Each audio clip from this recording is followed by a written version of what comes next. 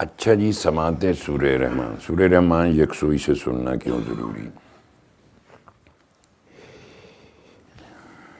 قرآن پاک کی ایک آیت ہے، جو کوئی اللہ کے ذکر سے غافل اور اندھا ہو جاتا ہے، اللہ اس پر ایک شیطان مقرر کرتا ہے جو اسی کے ساتھ رہتا ہے. اب ایک حدیث سن لیں اس کے ساتھ. اگر شیاطین بنی آدم کے قلوب کے ارد گرد چکر نہ کاٹتے ہوتے تو انسان آسمانوں پر ملائکہ کے مقامات دیکھ لیتا. یہ اس کا ایویڈنس ہے.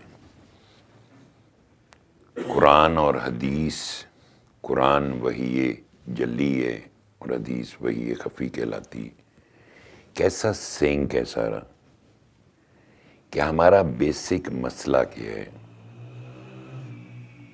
صوفیہ میں نے ایک ٹرم نکالی، حسن استماع، سننے کی صلاحیت. یعنی بظاہر تو ہم سن رہے ہیں، آپ میری بات سن رہے ہیں، میں آپ کی بات سنوں گا تو سن تو رہے ہیں، لیکن جو ہم سن رہے ہیں وہ شارٹ لیوڈ ہے. حضرت امام باقر رضی اللہ تعالیٰ عنہ فرمایا کرتے کہ قلب کی موت نفس کی خواہشات سے. اگر آپ سارا مطالعہ کریں نا تو یہ سارے کا سارا اس نفس سے پیدا ہونے والی خواہشات سے قلوب بوجھل ہو گئے. کلندر پاک رحمۃ اللہ علیہ نے کیا فرمایا؟ ہم مردوں کو نہیں، مردہ دلوں کو زندہ کرنے آئے. حضرت امام باقر رضی اللہ تعالیٰ عنہ نے کیا کہا؟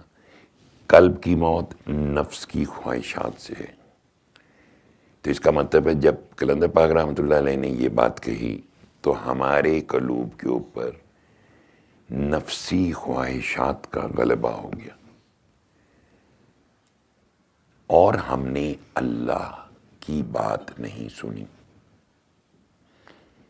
اللہ کی بات ہم سن بھی نہیں سکتے جب تک کہ ہمارے اندر خواہشات کا ایک سمندر ہے.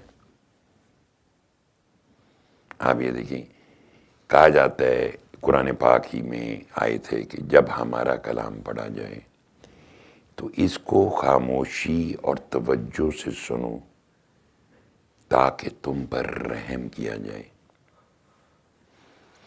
کیوں اللہ نے یہ بات کی؟ خاموشی. اب خاموشی تو اس وقت بھی خاموشی، یعنی بالکل خاموش ہو جانا. جیسے آپ سورہ رحمان سنتے ہو تو خاموشی اور توجہ سے سننا. خاموشی سے مراد ہے باطنی توجہ. اب باطنی توجہ، پھر وہ دھڑکن آ گئی، پھر وہ دل آ گیا. اب جب اس میں خواہشات ہوں گی تو آپ تو ہماری توجہ نہیں ہو سکتی. خاموشی ہے ہمارے میں لیکن ظاہر میں خاموشی، باطن میں خاموشی نہیں ہے. باطن میں ایک ہیجان خیزی ہے. چونکہ ہم نے اللہ کے ذکر سے غافل ہو گئے تھے تو ایک شیطان ہم پہ مقرر ہو گیا. اب شیطان تو خواہشات کو بناتا ہے، سنوارتا ہے، نئی موٹیویشن پیدا کرتا ہے آپ کے اندر، اس کو خوب روشن کرتا ہے چیزوں کو کہ آپ کے اندر ارج پیدا ہو. سو جب آپ کا قلب ہے، اس کو وہ کہتے ہیں کہ قلب سے مراد صوفیہ نے حسن استماع لیا، سننے کی صلاحیت والا. جیسے کلندر پاک رحمۃ اللہ علیہ فرماتے ہیں دل کے کانوں سے سنو. اب دل دو قسم کے ہوتے ہیں، ویسے دل تو ایک ہی ہوتا ہے لیکن اس کی اقسام ہوتی ہیں. ایک دل ہے جو خواہشات دنیا سے بھرا پڑا ہے،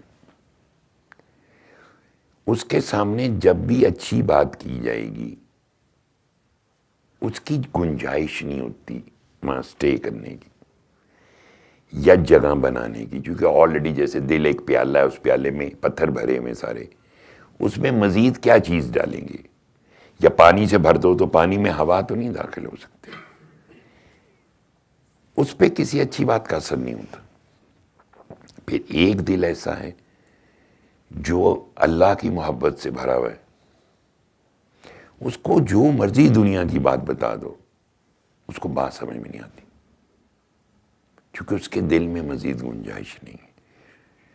وہ کہتے ہیں سائیں یا ادھر ہو یا ادھر ہو، دونوں میں سے ایک ہی راستہ ہو سکتا ہے۔ تو جب ہمارے قلب میں گنجائش نہیں ہوتی، تو جب لوگوں کو سورہ رحمان کا بتایا جاتا ہے وہ یقینی طور پہ محبت سے سنتے ہوں گے۔ اس کو بھی میں کلیئر کر دوں گا کہ یہ سننا محبت سے کیا مطلب ہوتا ہے۔ پھر وہ کہتے ہیں کہ ہوا تو کچھ بھی نہیں، 7 دن گزر گئے، اب کچھ اور بتا دیں پڑھنے کے لیے۔ حضرت شیخ ابو نجیب سہروردی رحمۃ اللہ علیہ، جو شیخ شہاب الدین سہروردی رحمۃ اللہ علیہ کے مرشد تھے، اور شیخ شہاب الدین حضرت بہاؤالدین زکریا رحمۃ اللہ علیہ کے مرشد ہیں، ان سے انہوں نے ایک حدیث روایت کی کہ نبی محترم صلی اللہ علیہ وآلہ وسلم نے فرمایا، اللہ اس شخص کو شاداں و فرحاں رکھے جس نے مجھ سے ایک بات سنی یا حدیث سنی، اس کو یاد رکھا اور پھر اس کو دوسروں تک پہنچایا۔ اب آپ اس میں دیکھیں، سننا، آپ کے وجود، آپ کے اندر اتر جانا، اور پھر آپ کا پریکٹیکل ویسے ہو جانا، پھر آپ کا اس کو پھیلانا۔ اب آپ کلام ربانی سماعت سورہ رحمان سنتے ہو، اس کے اثرات ہونے چاہیے نا ہمارے اوپر۔ اثرات کیوں نہیں ہوتے؟ اس لیے کہ ہم اغراض کے لیے سنتے ہیں، محبت الہیہ کے لیے نہیں سنتے۔ اللہ کا کلام ہے، اللہ کی محبت میں سننا چاہیے۔